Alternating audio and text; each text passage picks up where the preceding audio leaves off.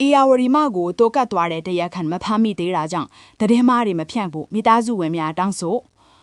အွန်လိုင်းပေါ်မှာနာမည်ကြီးနေတဲ့ဆယ်လီအေယာဝရီမတည်င်းနဲ့ပတ်သက်ပြီးမိသားစုဝင်တွေကတော့အခုလိုပဲတောင်းဆိုလာခဲ့ပါတယ်။လိုင်းပေါ်မှာတည်င်းမျိုးစုံပေါ်ထွက်နေတာကြောင့်မိသားစုဝင်တွေလည်းပိုပြီးစိတ်ဆင်းရဲနေရတာပါ။ဒါကြောင့်အေယာဝရီမရဲ့အနီးဆက်ဆုံးတငယ်ချင်းဖြစ်တဲ့ဆယ်လီအပူလေးကတော့တည်င်းမဖြန့်ဖို့အတွက်တရံဝင်တောင်းပန်လာခဲ့ပါတယ်။တည်င်းတွေကလို့တရက်ခံတွေဖမ်းမိသွားပြီဆိုတာလုံးဝမဟုတ်ပါဘူး။အခုဆိုရင်အေယာဝရီမကတာမန်ပျောက်ဆုံးသွားခဲ့တာမဟုတ်ဘဲကွယ်လွန်သွားခဲ့တယ်ဆိုတာအားလုံးလည်းသိကြမှာပါ။အဲ့ဒီအထီးတရရဲ့နောက်ွယ်မှာထင်မထားတဲ့အကြောင်းအရာတွေလည်းရှိနေပြီးအေယာဝရီမအထက်တရားမျှတမှုရဖို့အရန်ကိုအရေးကြီးနေပါတယ်။အေယာဝရီမကရိုးသားဖြူစင်သူတယောက်ဆိုပြီးကိုဘာသာစ조사ရုံကန်ကဘဝကိုရက်တည်နေသူကဘသူကမှလည်းအနောက်ရွှေ့မပေးခဲ့ပဲကိုယ့်ရဲ့ချစ်တီမှုအတိုင်းအေးအေးဆေးဆေးနေထိုင်နေသူဖြစ်ပါတယ်။ထားကြောင့်အားလုံးကလည်းသူမကိုချစ်ကြပြီးမုန်းသူဆိုလို့သိပြီးမရှိပဲချစ်သူတွေပေါ်များခဲ့တဲ့အေယာဝရီမပါ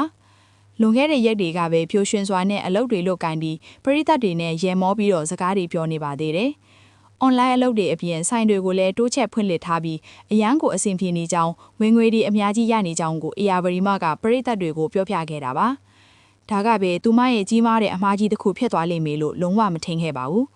နီးစပ်သူတွေရဲ့ပြောပြချက်အရဆိုရင်လွန်ခဲ့တဲ့ရက်ပိုင်းတွေကအေယာဝရီမကငွေအမြောက်အများကိုကိုက်ပြီးတစ်တော်ဆော့ခဲ့ပါသေးတယ်။ဂျာကပဲလောဘကြီးတဲ့သူတွေကိုလာပါဆိုပြီးမြှားခေါ်သူလိုဖြစ်သွားခဲ့ရပါတယ်။အဲ့ဒီနောက်စပိုးရက်နေ့မှာတော့အွန်လိုင်းပေါ်ကနေခင်မင်ရင်းနှီးခဲ့တဲ့တီးဟာဆိုသူအမျိုးသားကတွဲဆုံဖို့အတွက်အချိန်လာခဲ့ပါတယ်။အေယာဝရီမနဲ့တော်တော်လေးရင်းနှီးပြီးအရင်တစ်ခေါက်ကလည်းတွေ့ခဲ့ဘူးတယ်လို့စာရီအရသိရပါတယ်။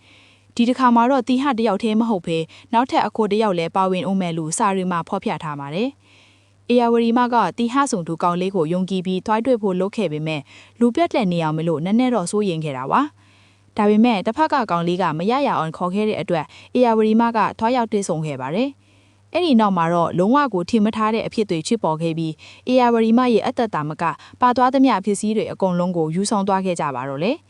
ဒါတွေမကမတင်တော်စွာပြုလုပ်ခဲ့တဲ့ဓာတ်တွေကိုလည်းစစ်စည်းချက်တွေအရတွေ့ရှိရပါတယ်။ဒီလိုမျိုးပြုလုပ်သွားခဲ့တဲ့အထူးကတရားခံကတော့တီဟအမိရတဲ့ကောင်လေးဖြစ်မယ်လို့မှတ်ချက်ချနိုင်ပါတယ်။ဒါပေမဲ့လက်ရှိမှာအားလုံးကထပ်ပြေးနေပြီးဘသူ့ကိုမှမဖမ်းမိသေးပါဘူး။လိုင်းပေါ်မှာပေါ်ထွက်နေတဲ့သတင်းတွေမှာတော့တရားခံဖမ်းမိသွားပြီဖြစ်ပြီးစစ်ဆေးမေးမြန်းနေတယ်လို့ပြောနေကြပါတယ်။ဒါပေမဲ့အထူးကတရားခံတွေကမြန်မာဘက်ကိုထွက်ပြေးလွတ်မြောက်သွားတာဖြစ်နိုင်တယ်လို့တငယ်ချင်းမိတ်ဆွေတွေကအတည်ပြုခဲ့တာပါ။ဖြစ်ပွားတဲ့နေရာကထိုင်းနယ်မြန်မာနယ်စပ်ဖြစ်တဲ့မဲဆောက်မြို့မှာမလို့မြန်မာဘက်ကိုထွက်ပြေးခြင်းရင်အလွယ်လေးပါ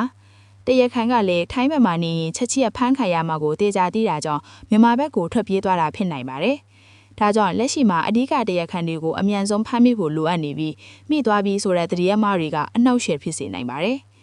အေယာဝရီမရဲ့ကိစ္စနဲ့ပတ်သက်ပြီးဘသူပြောတာကိုမှမယုံပဲမိသားစုဝင်တွေနဲ့တငယ်ချင်းတွေတရားဝင်ထုတ်ပြန်တာကိုပဲစောင့်ကြည့်ပြီးတရခန်ကိုဖမ်းမိအောင်ကူညီပေးကြဖို့ပရိသတ်ကြီးတို့အားလုံးကကူညီပြီးဆုတောင်းပေးသွားကြပါအောင်နော်အေယာဝရီမလည်းဒီအဖြစ်တွေကနေလွန်မြောက်ပြီးအေးချမ်းရာဘဝလေးရစေဖို့ဆုတောင်းပေးလိုက်ပါရရှင်